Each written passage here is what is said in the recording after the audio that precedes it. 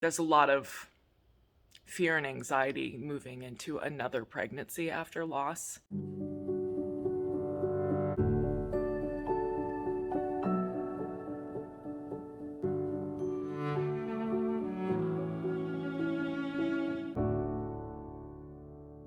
Alright, I am doing something a little bit different today. A lot of people don't know this. My hair is not naturally red. I have blonde hair. I just prefer it to be red. I'm just, touching up my roots, and then I really wanted to do something called like money piece highlights. So I got a box of this, like a 1.5 steps lighter than the 8G that I put on. And I know all the hairstylists are gonna be like, yeah, box dye is horrible. I know.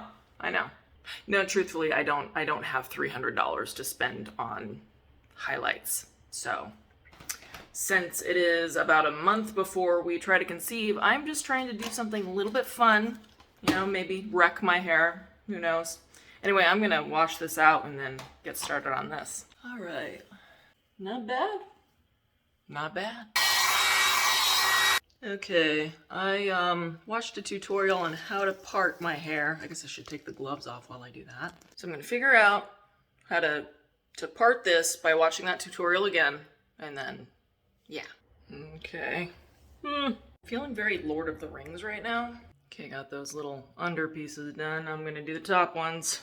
This is not going the way the tutorial was, but I'm also using box dye, so of course it's not.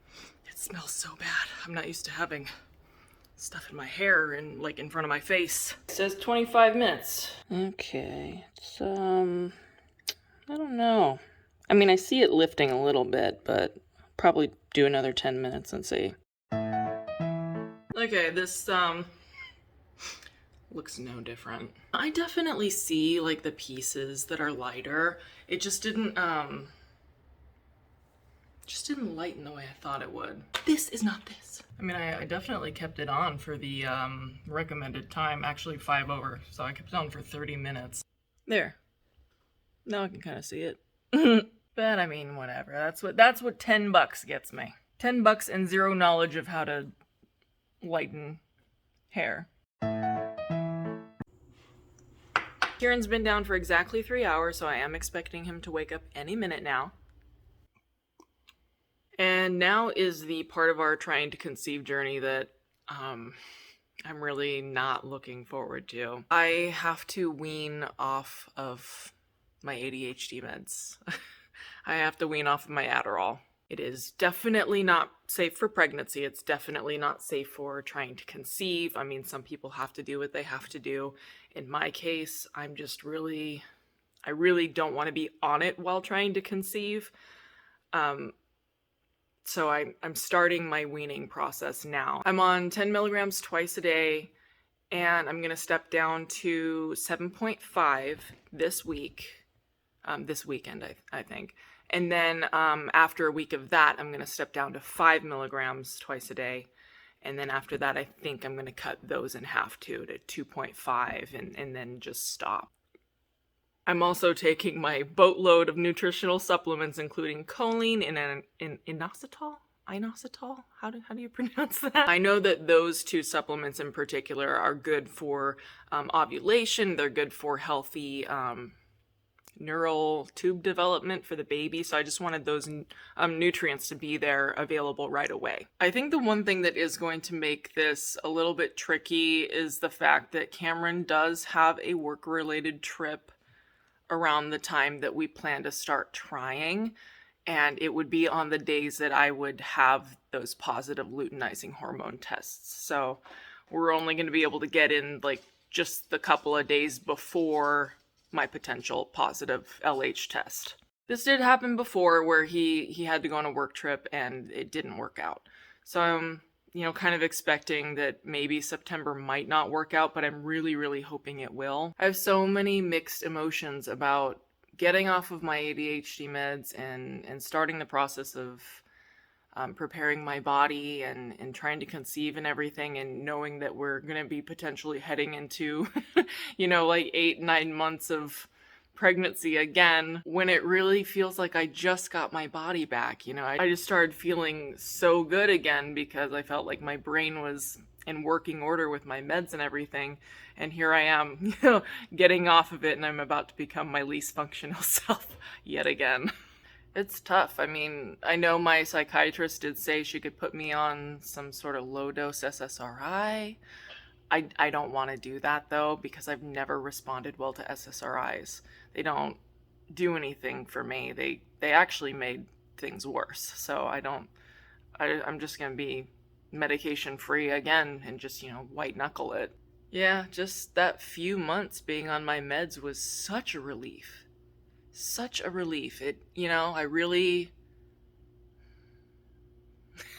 I know I'm gonna get back on them again, like, eventually, but it just kind of feels like it's this, up and down thing, and it's, yeah. There's a vlogger that I watch, and she just recently stopped breastfeeding, and she said she felt like, after 4 years of being pregnant and breastfeeding, it finally felt like she had her body back to herself.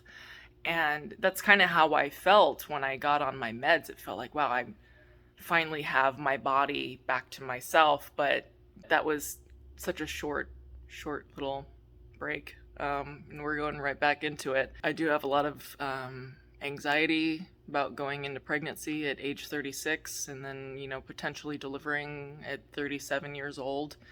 And then, what do we do after that? We want more children than just 2. Earthside. But something that I saw recently, I don't know if anybody knows who Mandy Moore is. She was a pop star in the 90s and she's an actress now, but she recently had her second baby at age 39. So that made me feel so much better. It made me feel so relieved, like seeing other women doing it in their late 30s, early 40s. I mean, my mom was 39 when she had me, so I don't know why I freak out about it. But the other thing that kind of makes me anxious is just the thought of going through pregnancy again, and the whole prom thing that happened where I had to stay in the hospital. I so do not want that to happen again. I can't even imagine what Kameron would do at home, having to work full time and then having Kieran. We don't have any family here, and then I just have this fear that I could have another stillbirth, even though we have had a successful pregnancy, as complicated as it was, we have had a successful pregnancy and birth, and our son is a year old and he's healthy and he's perfect. I still have that nagging fear in the back of my mind that my next pregnancy is going to end in stillbirth, and it was the same thing with Kieran too. I had that feeling the whole time. Like, I was petrified waking up every morning. I couldn't move to go to the bathroom until I felt him move. And there were a couple of times that he was just kind of snoozing, and I would have a panic attack because I was just waiting for him to move. Please move, please move, and then I'd call the nurses and be like, I'm, having an anxiety attack. Can you guys just quickly find his heartbeat for me? And I'm not going to have that kind of, bedside assistance when I'm having a panic attack if I, don't end up needing the hospital for prom again. But I also have that, the PTSD from that morning with Kaia when she wasn't moving, and then I used my Doppler and I couldn't find her heartbeat. It's just, there's a lot of fear and anxiety moving into another pregnancy after loss. I don't know. I wish there was more support groups for this kind of stuff. I've been trying to start a local support group for months, and there just don't seem to be any moms that are interested in it. Sometimes I wish there was a way that I could just relive the bliss and the naivete and the complete and utter, I don't even know how to describe it. I was so peaceful. I was the most peaceful I've ever been in my life while I was pregnant with Kaia. I was just on cloud 9 constantly. And I wish I could relive that. I wish I could capture that and just take it in a pill, and oh, I'm pregnant after loss. Here, let me take this. Ah, everything's wonderful, you know? But that's just not the case, you know? There's going to be that anxiety, there's going to be that fear, and I have to be able to control that and, you know, cope with it as best I can. And I know that that white knuckling sensation's coming, and it's almost like an anticipatory anxiety. I am just thrilled with the idea of expanding our family. I feel like I'm tearing up right now. Just I'm so happy about that chapter is ready to be opened. But at the same time, I'm just, you know, it's like that double-edged sword of that anxiety and fear that will inevitably come. And y'all have been so wonderful in the comments telling me about, you know, the losses that you've had, and then the multiple successful, healthy children that you had later. That gives me so much hope. So I'm trying to cling to that right now. And I also just want to say that if anyone out there is also going through this, we can do this. Like, I know it's a little cliche, like, we can do it, but we really can. We've been through the worst thing that parents can go through. We can do this.